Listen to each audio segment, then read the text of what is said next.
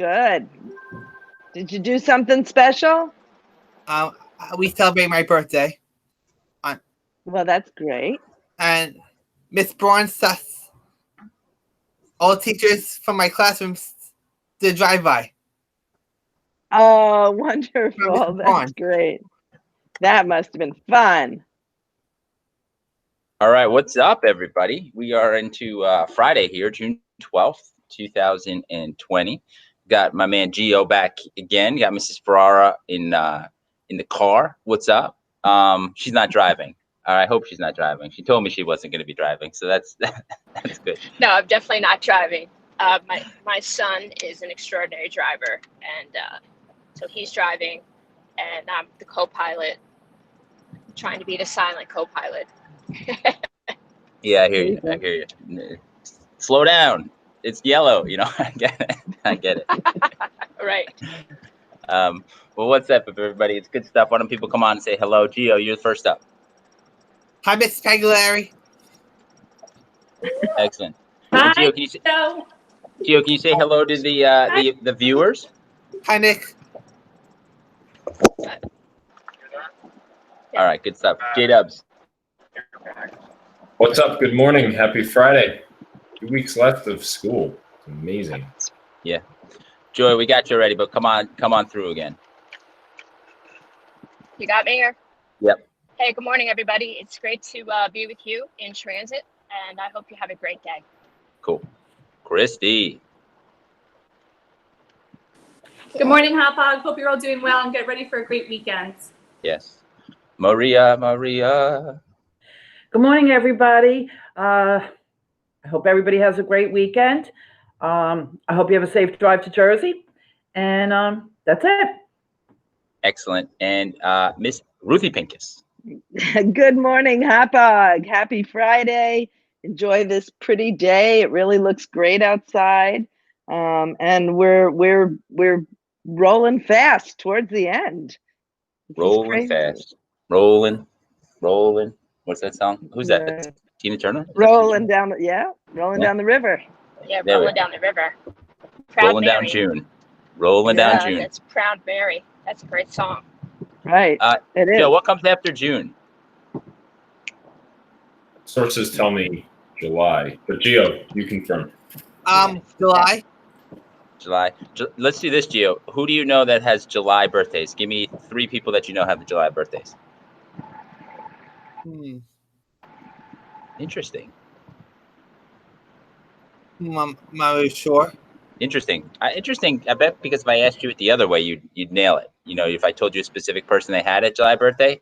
Gio, my anniversary is in July, on July 18th. What day of the week is that? Oh, you're on mute, buddy. Saturday. Nice. All right, so we're gonna get into it. The message of the day is the following. We've got a lot to get moving through over the next couple weeks. Again, if you have questions about how your finals are gonna go, please check in with specific teachers, educators out there who have been really working extraordinarily hard over these last few months, which is wild. Keep going. You got 10 more school days after today. And we'll hope to kind of wrap up the year on June 26th related to academic work, etc. And then the other things, just to kind of put in some key dates here, we have June 15th, which is Monday. We'll have the collection of items for seniors. On June 17th, we will have our Crossing the Stage ceremony videoed for each senior. And on top of that, we will have some photos taken of each senior. Then on June 26th, we will have materials retrieval and or return for underclassmen. And then on June 25th will be a catch-all day for anybody that's missed anything, that we can get one item or give out some items if necessary. And then finally on June 26th, grades are posted. Still working through what we'll do related to in-person graduation. And that's where we are right now. So without that further elongation of this initial message, let's go into our correspondencies for the day. Joe, Whitehorse with sports. What's going on, everyone? Chris, just to correct the date, you said June 26th for underclassmen. Oh my goodness. It's the 22nd. The 22nd, June 22nd for 9th through 11th graders. June Yes. 22nd through 9th through 11th It graders. would not end well if they came on the 26th. That would be a lot of people. Yeah. No, we might have a lot of cars here. We'll see what happens. Yeah. So I just had to jump. Thank you for that. Thank you for that. Anytime. That's what I do. I correct things. Anyway, sports. Not much going on. The Jort Report today starts with what happened in sports yesterday. Not much. Some NBA players are still making a lot of chatter about returning. The thought is now that there will be some players that won't come back and play when the season resumes. So that's interesting. As you may know, the plan is for every 22 teams to come back and play in Orlando and kind of live in a hub city for a while. So it should be interesting. They'll be at Disney World. So we'll see how that plays out as that plan is finalized. Also, the Major League Baseball player draft finished up yesterday. So if you're curious about how your team drafted, check out those results. If you're looking for anything to watch over the weekend, a couple things I would recommend. If you're a golf fan, you could watch the rest of the Charles Schwab Challenge. That'll be, I believe, on CBS Saturday and Sunday. And there's a very interesting, ESPN does a great job with their documentaries, and they have one this Sunday night about the summer of '98, where McGuire and Sosa really brought baseball back with their home run chase. But as many of you know, that did not end well years later because of how they hit the home runs. So I'm looking forward to that one. It's on Sunday night. And on this day in history, I didn't have too many things, but I picked out two things. One, happy birthday to Hideki Matsui, very respected Yankee outfielder. That's right. He's the best. And he was the MVP of the 2009 World Series. So there was that. And on this day in history, just recent history, I picked it out because our principal's a huge basketball fan. 9 years ago, Chris, do you know what happened 9 years ago? 2011 on this date. Right. Did the Heat win? Was that a Heat winning year? No, or was that a Mavericks? That was the Mavericks. Yeah, that's right. I believe that was the first year that big three was together. And I gotta say, there's a I don't know what game it was, but there was a comeback game from the Mavericks were down 15 or something. And came back and Jason Kidd and it just never felt like they were out of it. And then they came back and won and then won it. Yeah. I don't know. I really remember that finals very well. And as I was looking this up, I looked at their roster. That was a very deep Mavericks roster. So it's not surprising that they won, even though the Heat had, LeBron, Wade, and Bosh. The Mavericks just didn't have any weak spots. Chris, can you name the starting five from that Mavericks team in 2011? Oof. Well, Kidd and Maverick and Nowitzki. Doubt Jason Terry. Jason Terry. I don't know. Yeah. I don't know. They're gonna be role-ish players that are like defensive monsters. That's who they're gonna be. Tyson Chandler was on that team. Tyson Chandler, of course. And did you say Sean Marion? I didn't, but yeah, that makes a lot of sense. Yeah. So that was a good defensive team. Matrix, yeah. Well, that's right. Defensive monsters, and then Nowitzki and Terry and Kidd. Yeah, that was a good team. That was a great team. Yeah. But no one expected them to win. Anyway, that's it with sports today. Hopefully, I have more to report on Monday in good news. Other than that, back to you, Chris, and over to Joy in the car. All right. I just want to know, can you guys hear me okay? Oh, good. Yes. Okay, cool. So today is National Peanut Butter Cookie Day. I happen to really enjoy peanut butter cookies. So the question is, what is your favorite brand of peanut butter cookie or type of peanut butter cookie? Nutter butter. I happen to like Nutter Butters. And I actually like to take the Nutter Butter apart and make it a double Nutter Butter cookie sandwich with a big glass of skim milk. Joe, what about you? That would have been my choice, but the Reese's peanut butter cups count. Yeah, for sure. Well, then that's the easy choice. If those count as cookies, then Why not? sign me up. Anybody else have a favorite? My favorite are frozen tagalongs. Oh, wow. Oh, Delicious. That sounds great. Ruthie, how about you? I have a really fond memory of these peanut butter cookies in my elementary school. Like that, like they made it at lunch, but when we knew that they had peanut butter cookies, that was like major, major. So those were my favorite. I mean, I do love peanut butter, but I'm a oatmeal raisin, person. Yeah, I understand that. Maria, do Yeah. you have a favorite peanut butter cookie? I like the Nutter Butters. Yeah. I think Costco makes these colossal peanut butter cookies. They're They like, do. as big as a dinner plate. Fantastic. And just remember, everybody, if you eat these standing up, what? Doesn't count. It doesn't Doesn't count. count. Perfect. And I actually am going to apply for a National Eat Your Food Standing Up Day over the summer, and let's see if we can get that in the National Day Register. Today is also National Jerky Day. Who would think that you could take a pound of meat, dry it, and it goes down to 4 ounces? So jerky is known for high in protein. All the fat is sucked out of it somehow, and in my next life, I want to come back as a piece of jerky. But seriously, jerky is used for campers. It's turkey jerky, beef jerky, chicken jerky, and I hear there's also different types of wildlife that you can turn into jerky. So if you need something to do over the weekend, you can jerky some meat. Fantastic. Today is also National Red Rose Day. So nothing says I love you more than a single red rose. This day started back in the 1920s. So enjoy these national days, everybody, and have a great weekend. Now over to you, Christy, with the weather. Hi. So right now it's 70 degrees and pretty foggy outside, but this afternoon it's going to be beautiful with nothing but sunshine, high 70s. Sunrise at 5:20, sunsets at 8:24. It is 87% humidity outside, so hopefully you can get to the beach or the pool and socially distance and enjoy the sun. And it's going to be a beautiful sunny weekend, all weekend with high in the 70s. So have a great weekend, everybody. Maria, thank you, Christy. Thank you, Joy. And thank you, Joe. Maria, what's for dinner this weekend?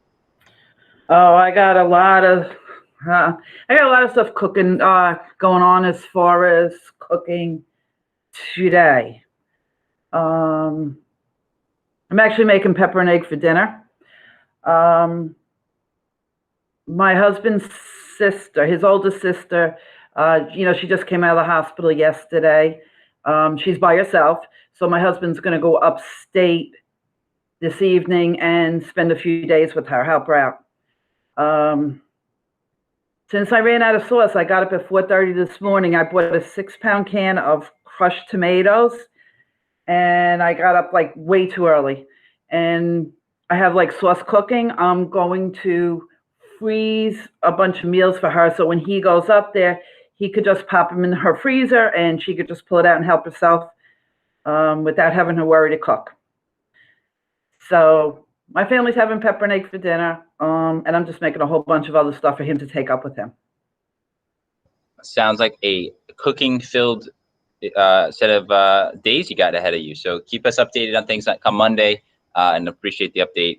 And I know everything's going to be delicious. So have a great weekend, Maria. Ruthie, what's up in the art world this fine day? What's up? This is a big reminder to watch. Today starts on live streaming on the shows must go on, the version of the Wiz that was done live that's really, really spectacular. So that's on beginning tonight. You can stream it anytime this week. And there's also the Sheen Center, which is Poetry in America, has something called Finishing the Hat. And it's really all about the poetry of Stephen Sondheim. and what he's done, his writings, his lyrics are just ridiculously crazy. If you don't know, if you don't know who Stephen Sondheim is, he's written like the most contemporary, most interesting musicals to date. And today in history, it's Uta Hagen's birthday.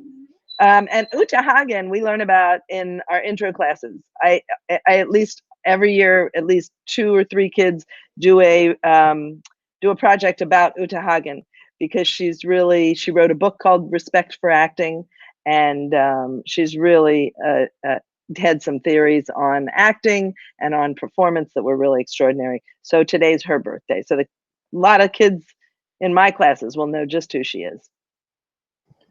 Very good. And Ruthie, you want to give us a preview of what's going on next week in terms of our morning meetings from theater representation? Yeah, we've got some exciting stuff going on. On Tuesday, we have Katie Dolce and Vincent Girardi here to talk about their experience with the Roger Rees Awards. Our talented students are really pulling some weight out there. And then on Thursday, we have some extraordinary alums coming down. We have Billy Reese, famed brother of famous Rose Reese, who's working in the theater now. And we have Daniel Smith. Dan Smith was many of the students will remember him. He's did a lot in the theater program and beyond. He was involved in every aspect of the school, as was Jimmy B, who Chris, I'm not sure if you were around for Kevin B. His brother just graduated 2 years ago, but Jimmy B's working in film and animation and doing some great stuff. So these kids have taken their talents and gone on to move forward, and they're doing some good stuff and bringing it back to Hauppauge on Thursday. Very cool. Very cool. Ruthie, I got to ask you this. In terms of our theater and our fine and performing arts program, you think we're in like the top third, the top 10%, the top 1% across the country? I mean, I think I don't know the scene enough, but I think it would be like top 1-ish%. So what do you think about that? I don't know if I'd give it a percentage. We're blessed. First of all, we're blessed because we have a community that really, really, truly cares about the arts and understands what the arts does for education and for kids and for communication and all those things. So because we're blessed with a community that respects it and understands it, we really have top drawer stuff going on, things that don't go on in other communities. First of all, a full-time theater program is and a strong one that's populated. We've got some great numbers in that program, along with and we've branched out with Stage the Change. We've really made a mark on the theater community abroad, the educational EDTA, which is the group that I belong to, Educational Theaters Association. They're in awe of what we're doing. I get all the time, I get calls about how they can find out about Stage the Change and how we're using our theater program within the community. And that's okay, Kugel. And that's really a big deal. So I don't know percentages, but I really know that we are respected, and I get calls all the time. I'm really blessed, to be at home. Good. So I can, Mr. Cook. Go for it. I can also jump in to say that having the privilege of presenting at Stage the Change and conducting workshops with other educators, other school districts are super jealous of what we do at Hauppauge. We, as Ricky said, we are hyper blessed to have this program and to have the support of our community and our administration, our Board of Education. So other districts around us want what we have, and it's really cool. That's kind of what I've come to see, and then seeing firsthand kind of the quality of just all of the things that we do here. Just so impressed. Um, all right, listen, I am inspired by Geo a little bit here to go a different direction with the question right now. And Geo, as those of you who know Geo know that the young man loves trains, right? This is a big part of Geo's personality and what he expresses and talking about it.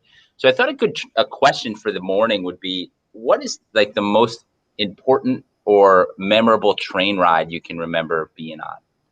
Or the train experience that you had, maybe you used to commute into somewhere, I don't know, that it's a memory of yours. And for me, I can start and I'll share two very quick ones. And then Gio, I'll ask you to kind of share your favorite train ride next, or your favorite way to kind of participate on learning about trains. Whatever you want to share, Gio, you'll have the spotlight after I go. So two things. When I was in high school and growing up, we would go to MSG for concerts or whatever. And I can remember just going into Penn Station, and that be an important experience. But then the next time I really rode the train on a daily basis was my second year at Northeastern, and they have a co-op program. And I had an experience where I was served as a guidance counselor to students in Boston who were trying to go to college. And they had this organization called Bottom Line I worked for, and I commuted into the office every day on the Orange Line.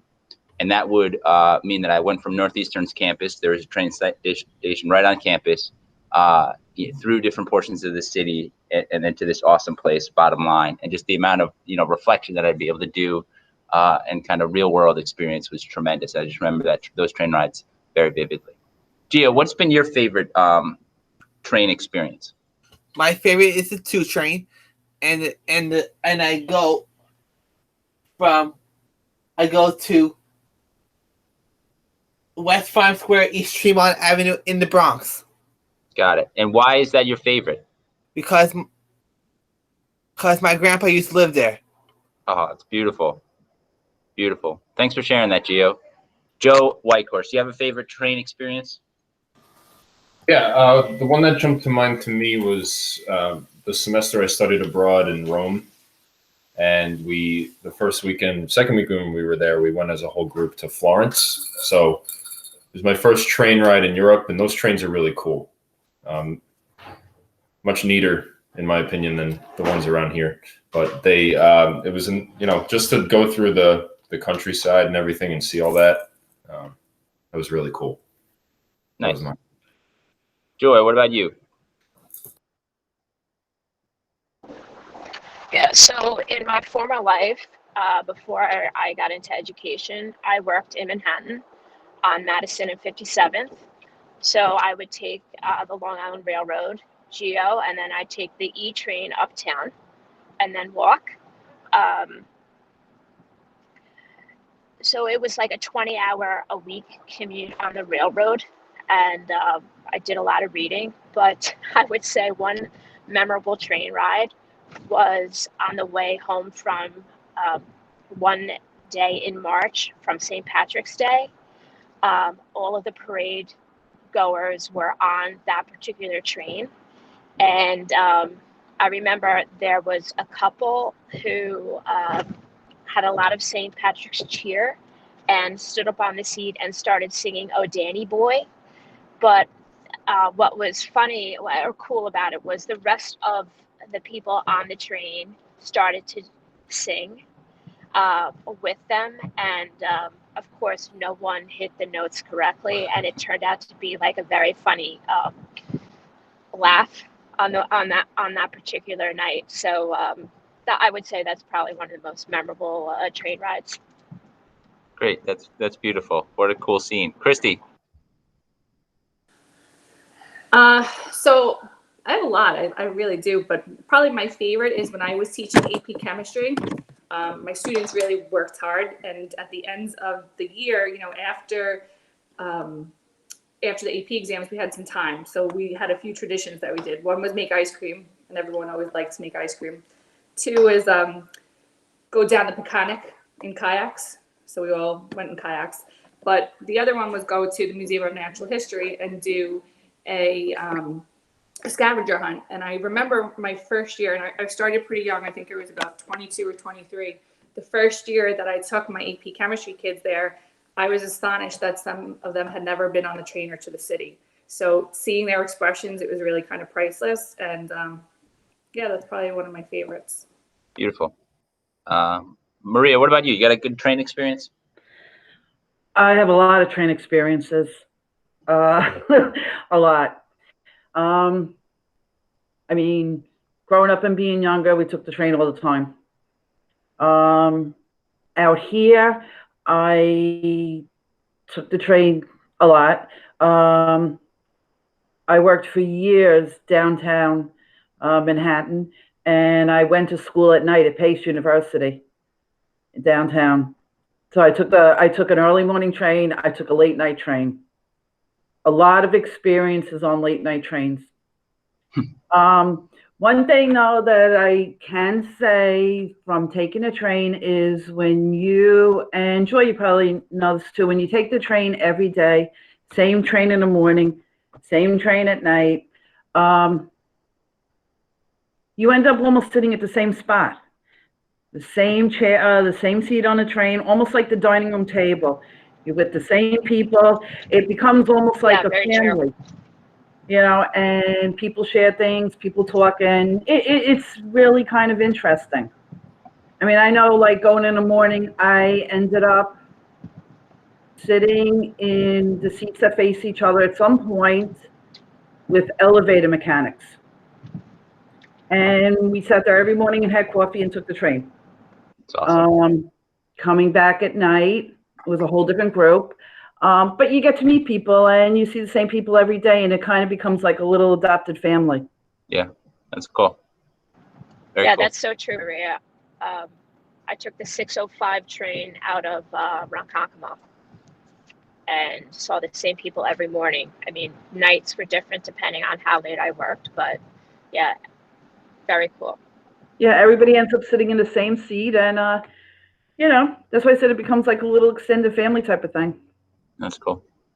Ruthie, what about you? Yeah, so I have a good train story. It's a perfect Ruthie Pincus train story. So I used my Geo. It happened on the 2 train actually. I used to go figure. My husband lived in Brooklyn Heights and I lived on the Upper West Side, and I used to go back and forth a lot. We would go back and forth on that train, and I'd get on at Clark Street, and if I was tired, I would doze on and off while I was sitting on the 2 train, and the car was pretty much filled. Nobody was standing really, but every seat was taken. And I was dozing off and the doors would open and they would close. And at one point, and I thought to myself, God, I've ridden this train so many times and I live in New York, and, and I'm so lucky because, nothing's ever happened to me. And the doors open and I kind of wake up and I hear pop, pop, pop, pop, pop, pop, pop, pop, pop. And I thought, this is it. This is the chance. And so I dove underneath my seat and everybody else was still sitting. And, it was a couple of kids, throwing off, I guess, some firecrackers. And I was literally under the seat, and I looked up and everybody was around me laughing at me. So that's what happened. And the doors closed and I kept riding on to the Upper West Side, 75th and Broadway. So that's my train story. There it is. Nice. Begin with the 2, end with the 2. That was really, we couldn't have planned that any better. Awesome. Well, thanks for sharing that, Gio. I hope you appreciated those stories. What do you think? Good stories? Gotta hit the mute button, my guy. Yeah. Yeah, appreciate it. And Gio, just show us what you got. Do you got a map of New York City right behind you? Yeah. There's the Bronx. We're going to 3rd Avenue, 149th. Awesome. Jackson Avenue, Prospect Avenue, Intervale Avenue, Simpson Street, Freeman Street, 174, then West Farms. Awesome. Yeah, and we'll maybe Gio, we'll get you on one more time before we get going, and we'll talk, and maybe some of your classmates can come on with you too to finish off the year. Thank you so much for being here. Yeah. Let's end today with a round of shout outs. And so my shout out is really just the people that are keep plugging along, and keep fighting the good fight right now, in their in their own brains to just stay as kind of centered and healthy as possible right now. This has certainly been a challenging time to stay positive and optimistic about anything, to keep perspective in a world that's swirling and upside down around us. So people that are committed on a daily basis to kind of just keep their head up and moving forward, shout out to you. And then a quick shout out, Ruthie Pincus, thanks for this. I'm going to be watching this with my family this weekend. Thank you so much. Gio, who do you want to give a shout out to? A shout out to Miss Pagliari. Beautiful, beautiful. Jay to the Dubs, what do you got? Short and sweet, love it. My shout out will go to all students. Now you're going through a lot of finals and getting those final grades in and projects. So we know it's going to be a interesting end to the year, but thank you for not just sorry about it. Lost my train of thought. Anyway, I was just shouting everyone out that's been working so hard for the last few months and just have a strong end to the year. He wants mom. And then seniors, we'll see you next week. Anyway, I don't know if anything I just said made any sense, but it was some sentences they were connected. It could be hard to think when you got this. It's like this would be a good experiment, actually. Yeah. Would I be able It's to multitasking at its finest. Yeah, would I be able to form a complete thought with him making that noise consistently? I guess the answer is no. We already did the experiment, so. You will. That was learn. That was the most polished minute you've had on the show by far. Joy, what's up? Yeah. So you know what? I want to give a good morning shout out to Mrs. Kono and Mrs. Robbins, who are senior class advisors. These ladies have been working overtime, double time, and triple time to create some really memorable experiences for our seniors. And I want to thank them for orchestrating this coming weekend. Mrs. Robbins and Mrs. Kono have organized with some senior moms to decorate and do some special surprises for our seniors around our building facilities. So thank you to all of you for all you're doing, and have a great weekend, everybody. And remember, choose kind. Excellent. And Christy, what do you got? Hi, first of all, Gio, I want to thank you so much. You're always such a pleasure to see every morning, and I'm so thankful that you're so good at remembering dates, because you're an awesome reminder of what's coming up and things that we get to look forward to. Joe, the answer is no. You will never be able to fully concentrate on anything when your child is around.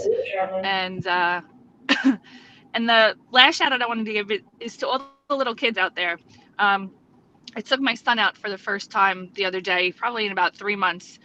And he was talking about wearing his mask, and he's 3 years old. And it made me kind of choke inside to think that this is what's normal for them. But it was also inspirational to see, like, it's just normal for them. This is their kind of new normal, and how adaptable all of our students have been throughout all of this. I think our students serve as an inspiration because everyone is so resilient and really just moving forward and doing what they need to do. And we're proud of you guys, so keep pushing.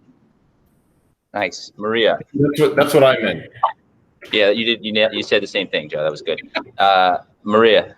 Yeah, I'm just going to do a quick shout out to everybody who is going to Endeavor and going to succeed at enjoying the beautiful weather this weekend. Yes, and the cooking that's going to go on this weekend, Maria. I'm excited about hearing about that too. Okay. Ruthie. Just a shout out to Hauppauge families. Enjoy your family this weekend. Take advantage of the weather and take advantage of the opportunity to be together. That's it. Beautiful. All right, all. Thank you so much, Gio. Great to have you. We'll get you guys coming to one more meeting. All right, Gio, and appreciate you jumping on. And really, actually, hearing people's train stories was really settling. I don't know, for whatever reason, it was just really nice to hear some of those stories. So thank you. Shout out to everybody on the call. Peace out, Hauppauge. We'll see you soon. Have a great weekend. Drive safely. Yeah. Thanks, Maria. It's good to chat with you last night. Bye. Be well. Take care, guys. Bye, See you guys. Ruthie. Take care.